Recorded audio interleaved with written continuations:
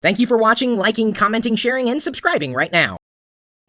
This is my iPhone 3GS. Now it's running iOS 4. I'm recording this first impressions video on my Sprint or HTC Evo 4G at 720p, hopefully 20 frames a second, although the reason why I'm recording it in the kitchen right now is because apparently you need a lot of light in order to keep the HTC Evo 4G's video recorder from dropping to 11 frames a second. So I've adjusted everything. It's as high quality as possible. Despite this, the exposure wants to consistently adjust itself. There's no way to lock that down in the default video recording app in the HTC Evo 4. So you'll have to pardon as the video gets brighter and darker throughout. I've done everything possible to make this camera work well.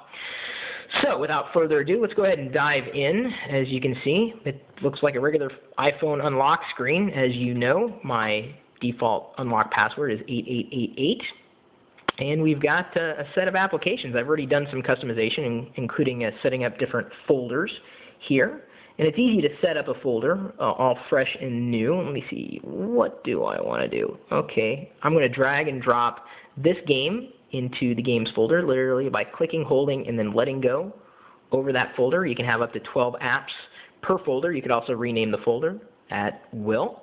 I believe those folders will also synchronize back to iTunes when all is said and done. So it's really easy to use folders. It's easy to add icons to folders and manage them in general. Something long overdue, considering that some of us have 500 apps on our iPhone. Or maybe I'm the only one who has 500 apps on my iPhone. I'm already starting to organize things, but have just begun, considering that this operating system release is just, fresh and new. Hopefully, I'm trying to get it to be focused. I can't refocus the image, unfortunately, so you have to pardon the slight blur, but I'm doing the best I can do here, trying to make each one of these devices shine in their own right. Let's go ahead and go back to the home screen. Just tap it once. Nothing really new in the weather app. I've been told the Photos application has changed in some respects. I have the ability to view places where I've taken photos, including like when I was in Hawaii, of course, Seattle, down in California, San Francisco, as well as on the West Coast. I've been to a lot of places, apparently, recently. And then there's also a different set of transitions between different photos on the phone here. Let's go ahead and press play. Here's a picture of my front yard. Now it's got the cube transition, and I'll show you hopefully where you could set your own different transitions on the iPhone in just a second. So I'm going to go ahead and exit out of that. Another thing, actually I should probably go back into it. Oh wait, I know what I'll do. I'll multitask. I'll double tap and go into photos there. Yay, that was just as easy. To multitask, by the way, double tap the home button and then exit it by double tapping again. If I send the image by way of email, it's not really going anywhere other than BCC to my address. When I hit send, it'll give me the option to send it in small, medium, or large, or actual size. That's something that's new and very, very appreciated. So we'll just go ahead and tap small, exit out of that application. Now, one of the things that I really don't like about the iPhone at all is how it switches orientation. And to better illustrate that, as you could see there for a second, the last time the app was open, it was in this state. It was being multitasked, so meaning it was already open in another level of the menus. The issue with that is I don't want to have my email flip into landscape mode at will. Like when I'm positioned in a way that, let's say I'm lying in bed and it flips between portrait to landscape. So a way to rectify that, Apple thinks, is to offer this software screen orientation lock. So now portrait lock or portrait orientation is enabled or disabled. I'm going to go ahead and keep it enabled, meaning now that it's enabled, if I rotate the phone into a landscape mode, it will still remain viewable in a portrait setting. Something that's interesting too, that even with it toggled off, you see the app reoriented itself, but the icons here remain viewable more easily in portrait mode. So that's kind of an oversight from Apple. Don't know why they didn't really change anything there. I have a feeling that they're trying to make everything easier for portrait users, which I am, so I'm happy to see that. So right now, I've got portrait lock enabled, as you can see from the icon there in the menu bar at the top. And even with the portrait lock enabled. If I go into the camera app, again, in portrait mode, I'm going to just go ahead and show you here. This is a new feature in camera. I've got a 5 magnification optical zoom. Digital zoom. Sorry, no optical zoom yet. Maybe at some point in the future, but this is a digital zoom. Don't know how useful that's going to be for some of you. Not really useful to me. But in video mode, you know, if you've used the iPhone before, that if you start recording in portrait mode, the video records in a portrait, setting. And not only can I refocus the video while I'm recording, which is kind of nice, by just tapping on a different area of the view to refocus on that spot. But remember, I've got screen orientation locked in portrait. Okay? Now that's important because I can turn the camera into landscape, and you see the icons rotate? Watch this. I am now recording in landscape, and the same could hold true if I wanted to take a photo in landscape. So I don't have to undo or, if you will, unlock the screen orientation lock in order to flip between the 2 different settings currently available in the camera application. It's kind of nice. All right, so I'm not really going to be using the Photos app anymore, so I'm going to go ahead and close that, tap and hold. All right, so I don't have any background apps running. I'm going to go ahead and exit out to the home screen. Maps really hasn't changed. It's gained a new icon, like an upward pointing arrow. Not a big deal. There's some directions from the last time that I used the app. Notes seemingly hasn't changed all that much, although now I can synchronize Mobile Me, the notes on my Mac, or view all notes, so I can synchronize different levels. And I'll show you another shortcoming that I found in playing with that, or at least the settings for it earlier. Clock seemingly has not changed all that much. Not really much to adjust here, to tell you the truth. Let's go ahead and show you here when I was messing around earlier and just keyed in something random. Wasn't on my device, but I could choose to search the web for that particular string or search Wikipedia, which is kind of nice. So you don't have to open up Safari or your default web browser. It doesn't have to be Safari inside the Spotlight application. Kind of neat. Let's see here. What else do we have? Obviously, the calculator icon's changed somewhat. I've got the screen orientation lock on. I'm going to go ahead and launch Safari.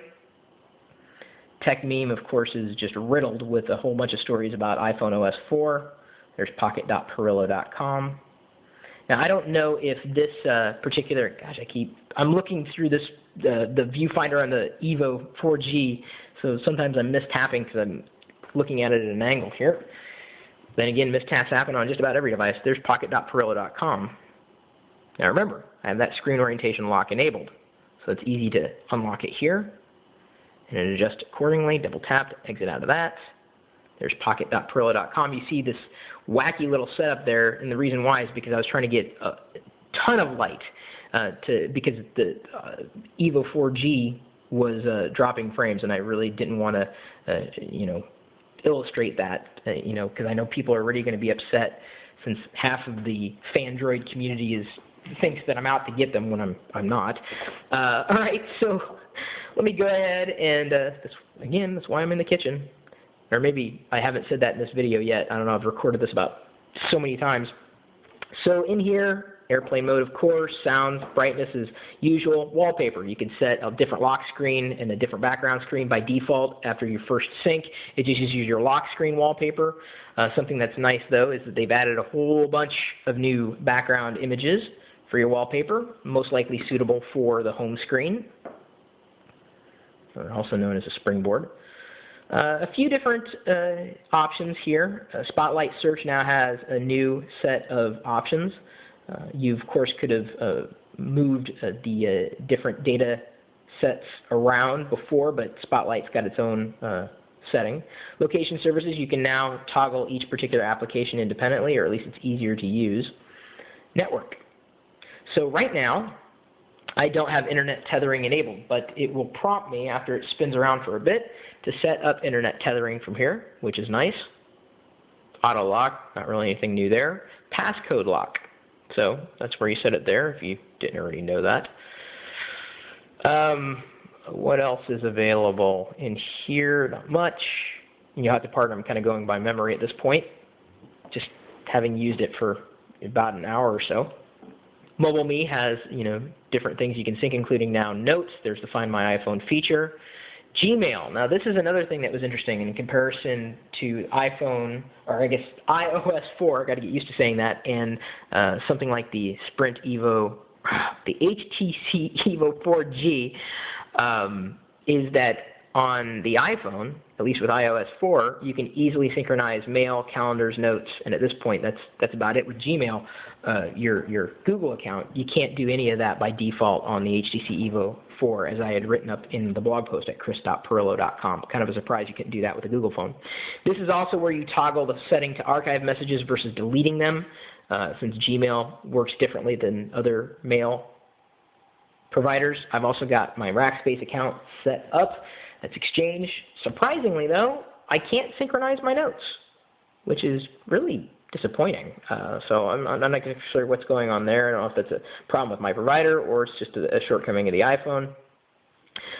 Possibly some new options. I don't remember seeing this before. Organized by thread. I do know, actually, that is new for email. And then loading remote images. That's the feature that I don't think was available in the earlier revisions. I had to go and reset my default account. You may want to do that as well. See, there's the Notes default account, and I just got it set up to synchronize to Mobile Me at this point in time.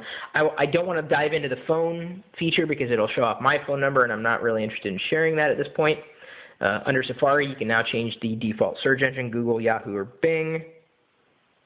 There's also the fraud warning option, autofill option, so you could use your contact info, choose to store name and passwords. That's about it. That's all that's new there.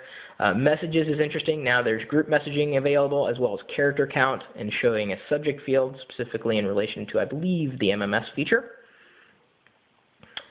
iPod now has the ability to display lyrics and podcast info. And I believe there are a couple of other new toggles. I don't really use the iPod feature all that much on my iPhone. Here's the photos. There's the transitions. And I do believe Ripple and Cube are new. I don't know. I never changed the transitions, but I do believe that some of them are new. Store I haven't really dived into, but I really don't want to share everything, every possible detail about myself than all the apps that I have available that currently have settings. Again, I can access the multitasking menu from just about anywhere. Now, here, it's got Safari as the icon, and the reason why, at least from my understanding, is this is the application that was most recently running audio. And I kind of didn't really stumble into this, but let me see if I can better demonstrate it with the Pandora. I guess I don't have it in the music folder yet. I've just started using it here. Let's go ahead and close that out. Pandora. Top hit. Cool. So it automatically brought that to the top. I don't want to play music too loud, though, because I don't own the license for it. So now, if I open up the multitasking menu, Pandora is the front-facing application. I'm going to go ahead and exit, go out home. Pandora continues to play. I can control Pandora from here. The Pandora app, of course, had just been released with the update to support iOS 4, which it needs to do. Uh-oh. It's telling me that I need to connect the charger on the Evo 4G, so I better kind of speed this up a bit. It's easy to add icons to a new group or an existing group. I'm seeing if I can do anything here, or maybe I'll just need to create a new group. All right, we're just going to create a second games group. So you tap and hold the icon, drag and drop it over another icon. It creates a group, games, and I already have a games group, so I'm going to say, this is like, if I tap into there, Games 2. So now I've got a folder here with games, and I can have up to 12 icons per folder. I believe that the management is synced back with iTunes as well. So in terms of switching back and forth between applications, so there's Spotlight again. Double tap that. If I tap clock, it pulls up, notes, Safari, Pandora. So see how sometimes it rotates? I'm guessing that has something to do with the state of the application or if it supports the multitasking feature altogether. Very smooth transitions, and this is just something that is perceivable. Doesn't seem to be any snappier than before, so no real speed improvements there. Something that's interesting, though, Google has autocomplete. Google suggestions, and I'd assume the same for Bing or Yahoo. I just haven't changed. And then when you start typing in a URL, it'll automatically search through not just your bookmarks, but your history and the titles of the pages and the URLs, which is really kind of nice. Some I guess the more prevalent features for me. Now I've got to be careful when going into mail because I don't want to show anybody's information, but now I can view all inboxes, just mobile me, Gmail, or my Rackspace account, or of course the different folders inside of these particular, I guess they would be accounts. All right, there's not really anything I can show off in Gmail right now. Of course, you're seeing names, but hopefully no one's information. I was going to see if I can show you kind of a conversation thread. Okay, right there. So we've got some information going on with Gnome Decks. I can dive into the conversation. I can swipe and delete the two conversations. If that was in Gmail, you saw the archive feature. At least I think you did. Here's another thing. I'm going to go ahead and jump back into mail. Emoji works, in case you were wondering. Yay. And then another thing, if you didn't already know this little tip, I'm just going to show it off. So let's say I'm sending something to an email and I want to finish it with a .com. You can click and hold the period button, and then you let go over whatever TLD or top-level domain you want. And I know this is kind of blurry through the camera lens, but there's now the .us option. That is new. Considering I use that feature all the time, I can tell you that is absolutely new. Save draft, delete draft, and I believe that's new as well. Of course, the refresh button, that's not a surprise. You know, everything seems to be working okay, generally speaking. The features are incremental. It was a free update, and that I appreciate. You know, they did, you know, add a lot of spit and polish to it. If I go into notes here, maybe, I got to be careful because I got some personal information. Yeah, like phone numbers, you know, I don't want to show that. Here's a wish list. All right, so if I go in and let's edit, you see I've got the red squigglies, and if you can't, there is a red squiggle. So if I wanted to, if it noticed that it was misspelled, it may find replacements. So there's no replacements found for the HypnoCube, which is apparently something that I have on my wish list. There's something new that they added. I'm trying to think of anything else, but considering that this recorder battery's about dead, I'm going to have to kind of wrap it up. I'm pretty happy with it. You can't really complain too much. No matter, I'm very much looking forward to getting the iPhone 4, which will be arriving here at the end of the week. Yay. So, until next time, my email address is chris@pirillo.com. Feel free to drop me a line. I'd be interested in knowing what you think the best new feature of iOS 4 happens to be. Everybody's going to have a different opinion. That's cool. What apps do you use? Geeks.pirillo.com, chris.pirillo.com. You could even go to coupons.lockergnome.com if you want to save money on just about anything, although you can't save money on iOS 4 since it's free. Yay. Ooh, I know. I've got a lot of air hockey apps, so I can create an air hockey group. Sports. Apparently air hockey is a sport. Sweet. I love apps. They're so much fun. I have so many of them. God, I need to really organize this stuff. Lockergnome.net. Ask questions, get answers. Oh, please connect charge of the batteries getting low, 10% remaining. Okay. Been playing all day with these devices. Twitter.com/Chris Pirillo, Facebook.com/Chris Pirillo, YouTube.com/Chris Pirillo, and of course, you know you can find me on the web, and even if I'm not in the chair, I'm streaming online 24 hours a day, 7 days a week. On the iPhone, you can catch me here at pocket.pirillo.com, theoretically. Unless, of course, we've turned out the lights. Well, normally I am streaming 24 hours a day, 7 days a week at live.pirillo.com. We'll see you later.